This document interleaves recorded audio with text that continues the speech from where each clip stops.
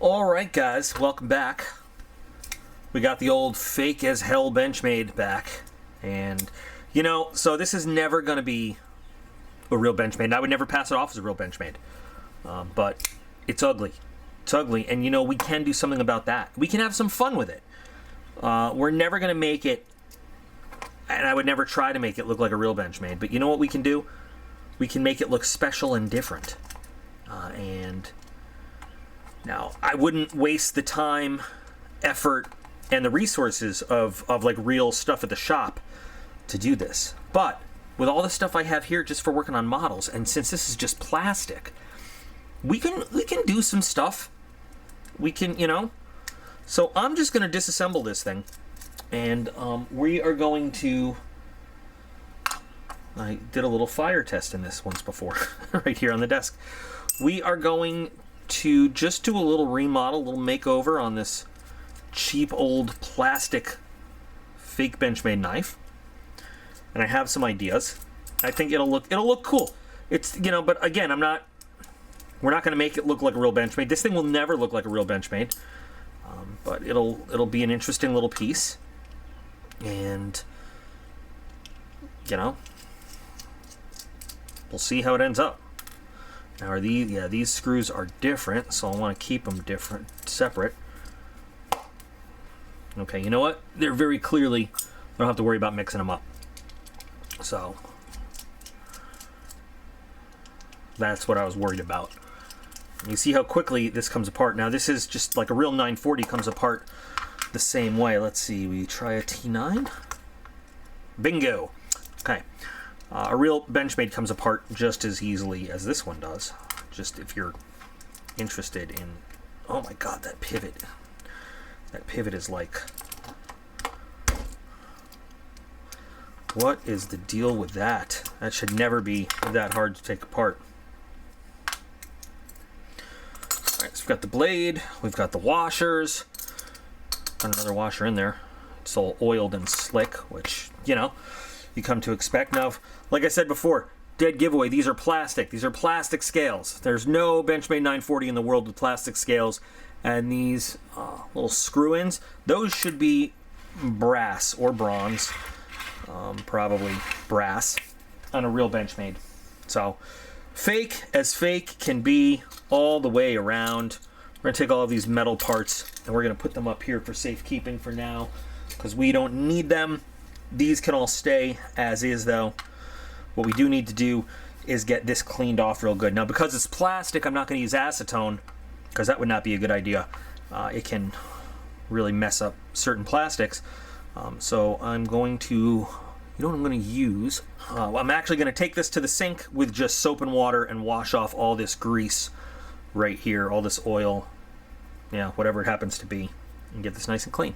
So these have been washed and dried, and I'm going to avoid getting any kind of finger oils or anything on them by using a gloved hand from now on. And this is just regular isopropyl alcohol. I'm going to give them just a final wash, rub, whatever, just to make sure they're nice and clean. And we're going to do this a couple times because we are going to have to do a little bit of light sanding on these things before we continue. But what we want to do is make sure these are clean of any oils, dirts, anything like that when we start. So in order to get paint, because we're not using coatings, we're using paint. I can actually say paint. We're going to need to scuff up the surface just a little bit before we apply a primer. And this is all like scale modeling stuff. So I'm very comfortable with everything that we have to do here as a process. And all I'm doing is, and you know, this just proves how fake it is. I shouldn't be able to do this this is real carbon fiber.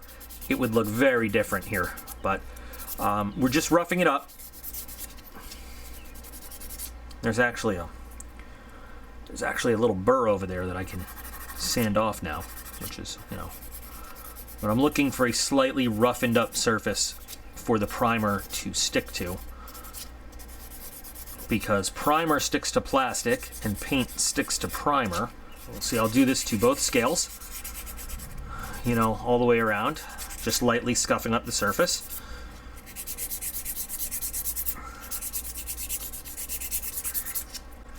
Right, so the first thing that we're going to do here is we are going to lay down a surfacer.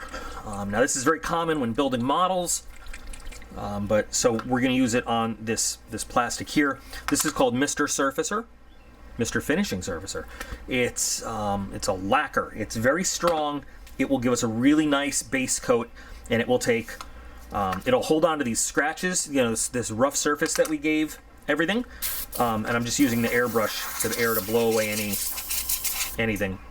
And, all right. And what it will do is give everything a nice, smooth, kind of even coating.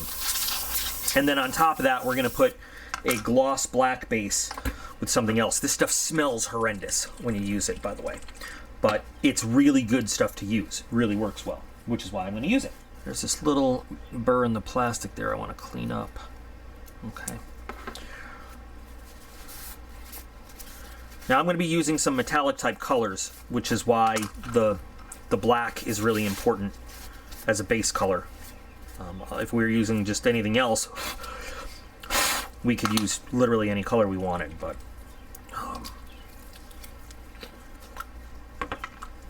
so let me... Now for those familiar with my modeling channel, you guys have seen this before. For those not, hey, new experience, right? This stuff is put on with an airbrush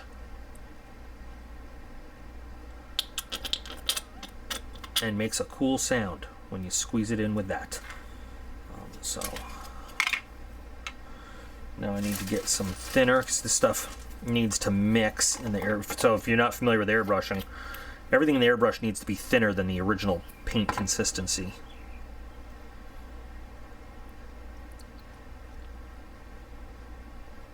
That should do. Yeah. Mix, mix, mix, mix, mix, mix, mix. All right. And let me find something to do a little test spray on here. Yep, that's good.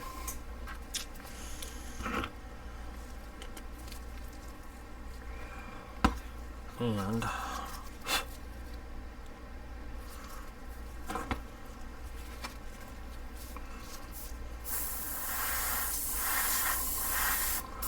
now, of course, we're spraying black on black, so it's not going to be the easiest thing to see, but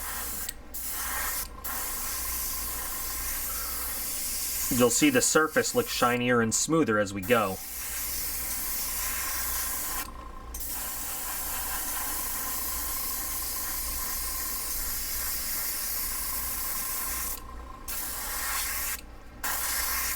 That's what we're looking for. And when we're airbrushing, again, for those who aren't familiar, we don't do one big coat. We do lots of little coats and build it up slowly. So not always the most exciting thing to watch because it's applied over time. So I'm going to keep doing this till we get a good coating there. I'm not going to make you watch it. It's pretty boring, but I'll be back. Here it is finished. It's not cured. It's going to take a little while to cure fully. But you'll notice there's some imperfections there I left on purpose because I want that, since we're going to do a metallic coating, I want that to read through like some life and use on this. But I mean, it really shows that these are actual plastic scales when it's all done. But so this is the first thing we're going to do. So this is the Mr. Surfacer. After the Mr. Surfacer is cured, I'm gonna put on, like I said, that gloss black, because that's what really makes metallic paints kind of shine, for lack of a better word. Putting them on a gloss black surface really just does something special to them, and you'll see. I have two different things lined up. We're gonna do one that's like a prismatic color change to the bolster area, and then we're gonna do. I just had it in my hand. Well, you'll see it. Oh, there it is. We're gonna do a this burnt iron color, and it's a nice. This is an acrylic. Ooh, it just did a here. See, like a burnt iron color on the scales, and it'll look pretty nice, I think, when it's all done. it'll look different. It'll look really different and unique. And that's kind of what I'm going for. Not fancy, not expensive. Again, not real Benchmade, but just a kind of unique interpretation of what this knife could be, you know, somewhere. So I'm gonna let this sit though for quite a while and fully cure before we put anything over it. So, you know, when you see it again though, it'll be like in 2 seconds. Ready? 1, 2. Given several hours to sit and cure, I'm now going to go with the gloss black, which is going to be this alclad lacquer, which is going to go right on top of this. And this is pretty nice, but we want it glossy, really glossy. So I'm going to get this. Now this stuff, remember I said you have to thin? Well, some stuff is made for airbrushing, and this is made for airbrushing, so you don't have to thin it down. It is just made to go straight through the airbrush as is. And something else that I use quite often for different projects. Mainly when I need something to be as a base coat for metallic, or when I need something to be glossy black. We'll just start right here.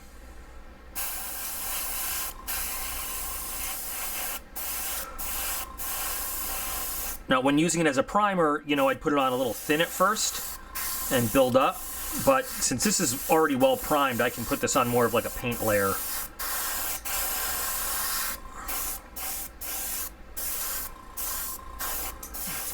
And we're still going to put on multiple coats. This gloss black I always say that, gloss black blaze. This gloss black base can also serve as a primer if you don't already have a primer on it, but we have a pretty good primer coat already on. So we just want the nice glossy black base for the next step. And it does provide a very glossy black base for whatever you're doing. Now, look how shiny. We're all ready to start masking off so we can start doing some actual color on here.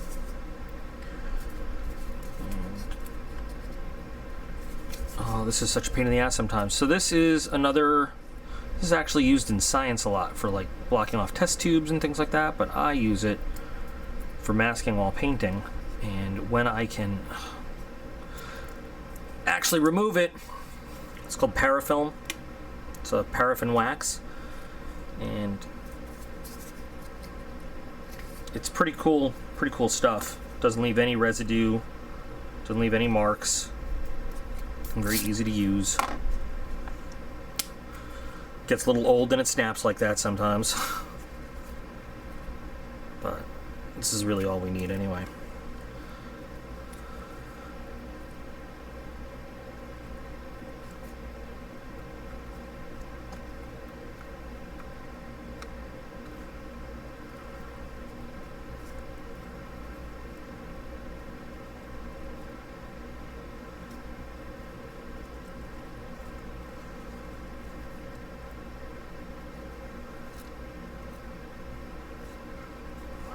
Just lay it on there, and then I'll cut around it. Ooh, hear the thunder?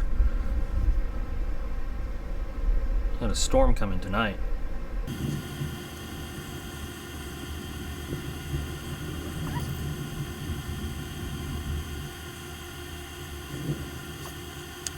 And I'm just going to use this Q-tip to roll it on down around the edges. Make sure it's on there nice and tight. Okay. And I'll do the other side. So I'm going to use this color shift paint. This is green, blue, violet. This is a nice, I mean, I've used this before. It's a nice paint. It goes pretty good, especially over this black. With this, we're going to lay on in some thin coats. And this we don't need to thin. It's an acrylic. So we are going to need to give it a nice top coat, though, when it's all done. I might thin it a little bit. We're going to be putting several coats of this, you know, building up slowly as we go. So at first you might not really see anything, but it will it'll slowly appear.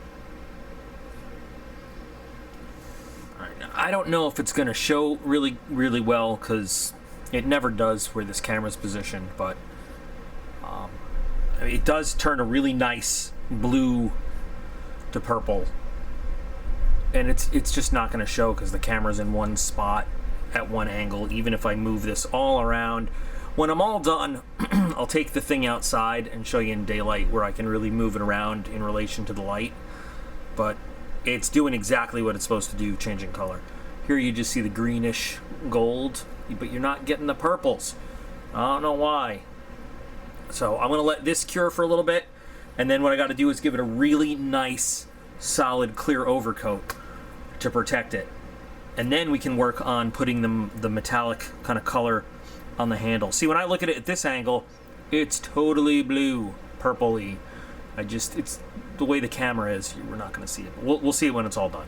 All right, we are ready for the metal color to go on the main scale.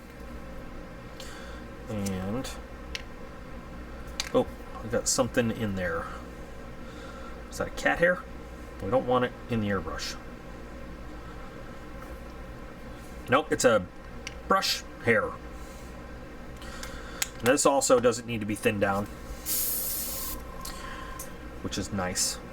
I got this all masked off, so.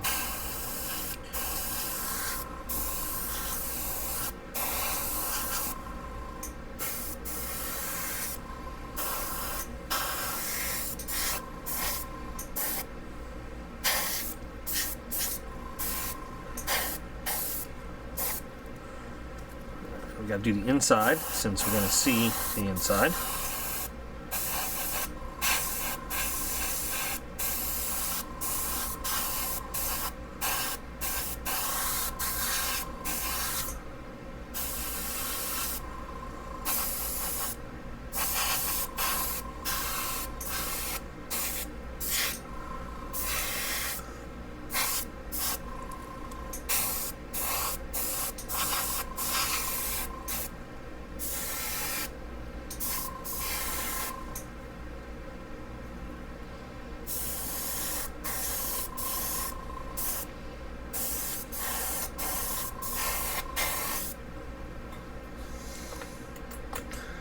Now I have other colors that I could have used to give it more of a metallic shine, but I want this to be more of a toned down kind of look to contrast the real shininess of the chameleon kind of color, and I think that's going to be a real nice contrast there.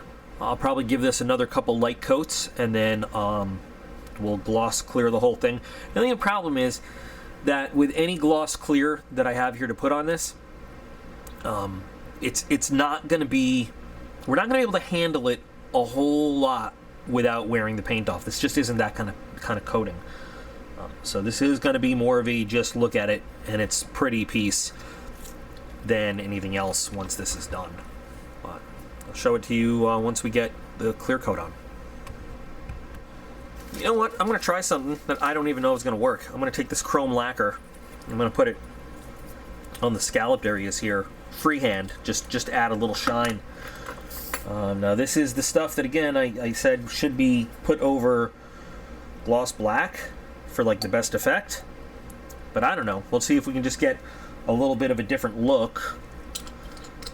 You know, just change it up a little bit. We'll see what happens. We'll see what happens. That's all we're doing. We're experimenting here. We can't do anything worse than what this thing originally was. So, let's see.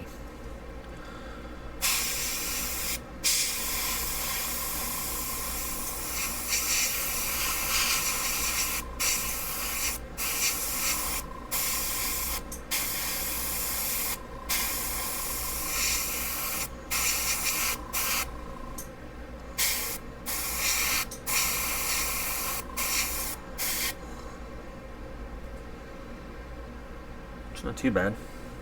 A little free-handing.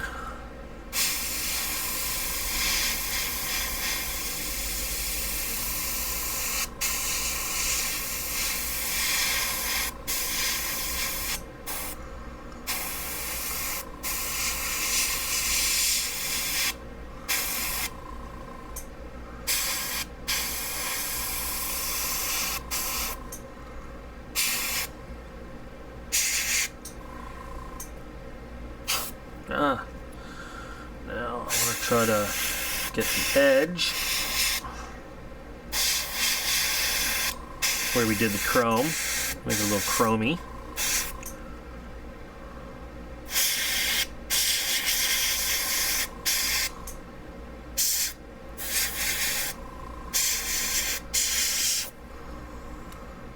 That's a nice touch, a little different.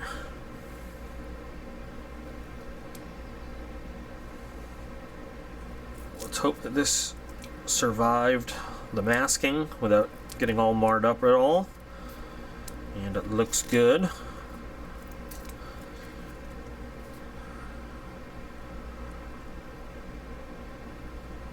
Okay, so I'll cover the other one. Yeah, that's not bad looking.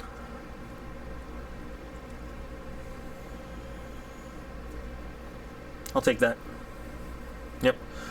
Gonna let that sit for another few hours, and then we'll carry on.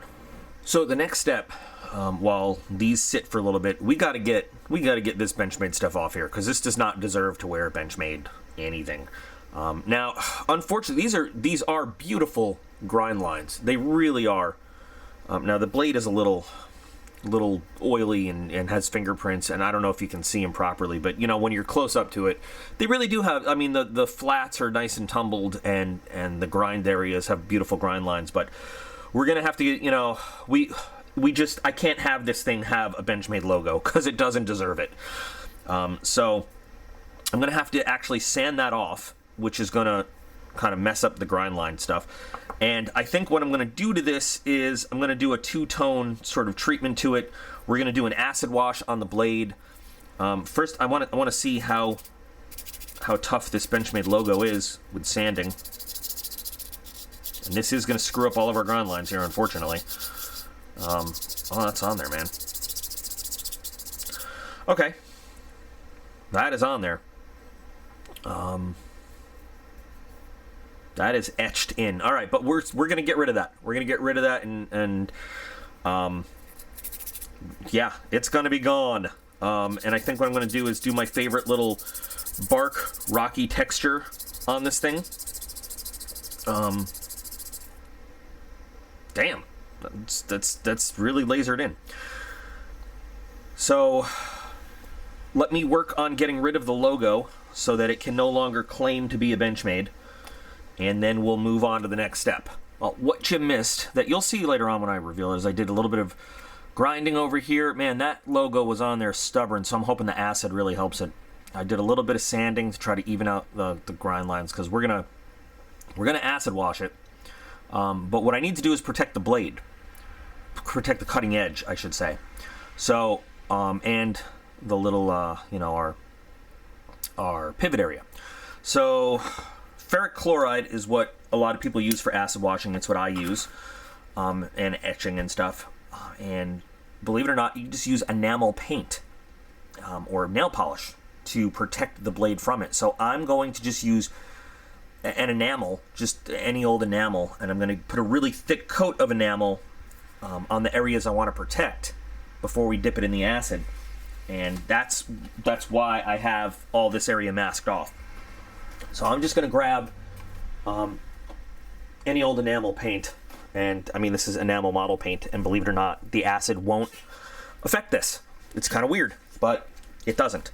So I'm going to just heavily brush this on into all these areas and let it dry, and then we'll be ready to get this in the acid for a little wash and etch, and then we'll be back to see what the blade, you know, looks like when we take the masking tape off and then dip it in the acid and see what we got.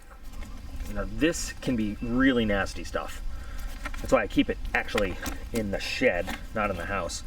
The vapors on it are pretty bad too, so I'm gonna put a little mask on when I pour it. You just wanna make sure you put it in glass, not plastic, not metal.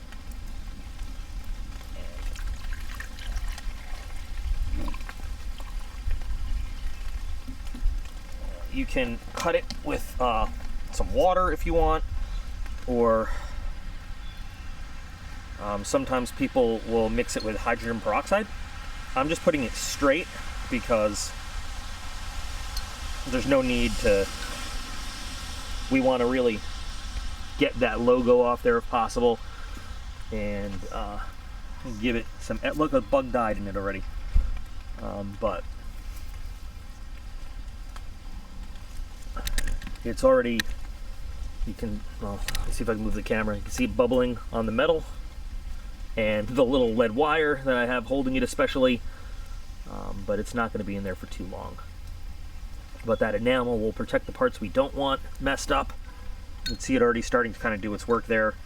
So we'll leave it in for a little bit and just let it etch. I might try to fold this again to keep the wire out as much as possible and just keep the blade in.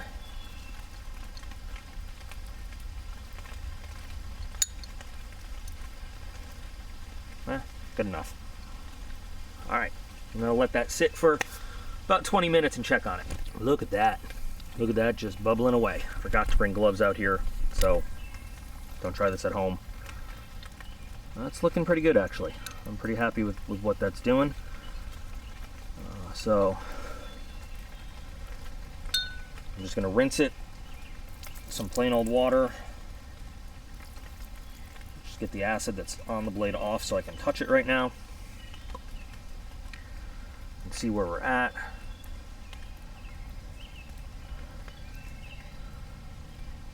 Oh, there's still a little remnants of that logo there,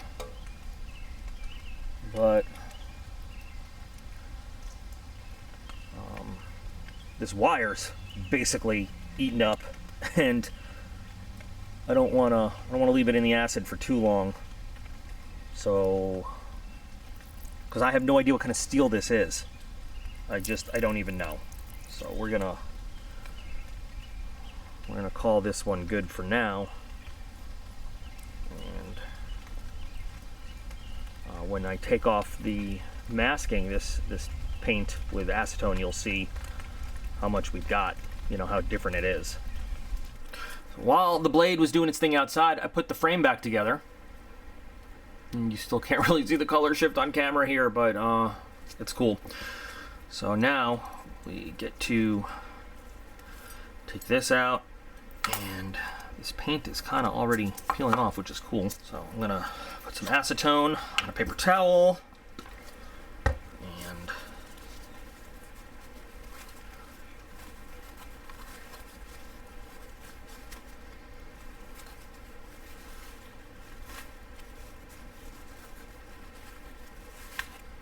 and it's going to clean that paint completely off. Sometimes it takes just a little bit, but we're going to have that nice, it's going to look almost like a Hamon line, but it's not, you know. It's just a demarcation between the acid and where we had put that paint. Because what we really wanted to do, what we were really looking for, is to protect the blade. Sorry, not the blade. I keep saying that. The you know, the bevel, the cutting edge. And I, you know, normally I would let this thing soak for longer, but I have no idea what kind of steel this actually is, and I don't know what we're actually doing to it in the acid. I mean, this could be some kind of pig iron for all I know. So I don't want to go crazy with leaving in the acid for too long. We've used the paint to also protect all the places that need to be nice and clean for the operation of the knife. So like, these are all the areas where the access lock, or whatever we're calling it, because it's not an actual Benchmade, needs to make contact. So they've been protected. Now we're getting the paint off of there. And inside the pivot. Now if I hadn't put the thumb studs back in prior to going in the acid, I would have put the paint around there too, to make sure that we didn't accidentally make the hole bigger, you know, where they fit in.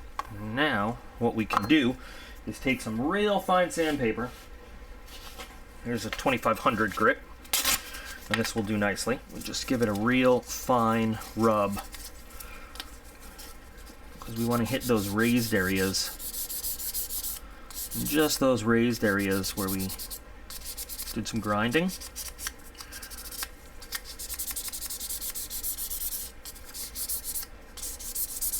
And some corners.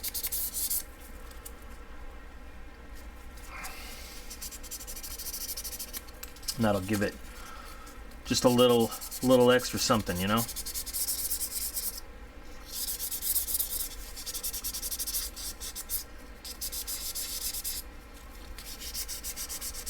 Again, if I had left this in the acid longer, this really looks awesome when you have a darker blade.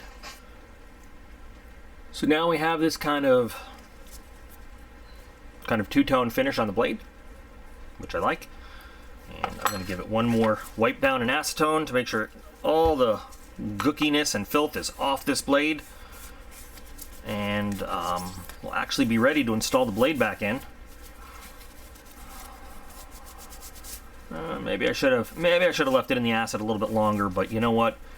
It's too late now. I made the decision, but I think that looks pretty cool.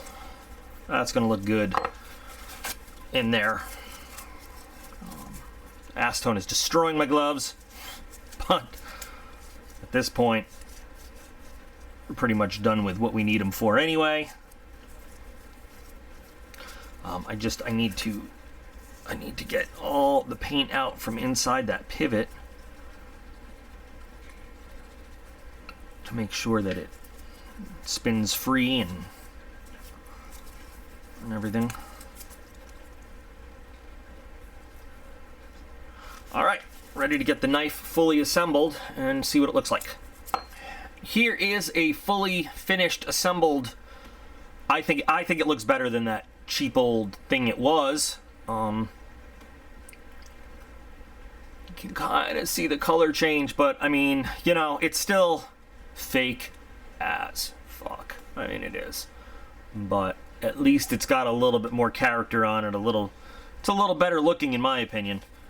I don't know what I'm going to do with it. I'm going to have to get some video of it tomorrow in daylight so that I can actually show you the color changeness of the bolster area. Or actually, using my phone as a camera, I can kind of rotate around and you can actually see the color changing because I can change the angle as I go, and you can see that it changes from that nice bluish purple to the green as it goes, and I think that looks pretty sweet. You can actually see it here, and you know, again, it's model paint basically, but it sure does look better than a fake printed on plastic carbon fiber, you know. No idea what I'm going to do with this thing. I shouldn't mess with it. I still got to let this really cure, so it can handle being touched a little bit. But that's a quick and down and dirty and easy knife customization there. So there we go. Now I got a messy workbench I got to clean up, but I always have a messy workbench I have to clean up. What'd you guys think of this project? Cool, not cool, good use of the actual thing, should have left it as is. Let me ask you guys a question. If I did something like this again, is it something that you guys would enjoy, somebody would want? Like if we did a giveaway on something like this? Yeah? Yes, no, maybe? Or should we have just thrown the damn fake thing away? What do you guys think? Do you like the end result of the project? Because this was really just a day's work. This was really not... I spent most of the time waiting for different coats of paint and stuff to dry and cure. Is really what it was. And I do more flipping of the blade, but again, I don't want to do too much tough contact on the handle right now because I want it to have time to sit and really cure and stuff like that. But what are your thoughts, guys? Tell me. Give me attention. No, tell me what you think of the whole thing overall. I mean, yeah. So while you guys tell me your opinions, please remember that you are all absolutely awesome. I appreciate every single one of you, and I will be back again real soon.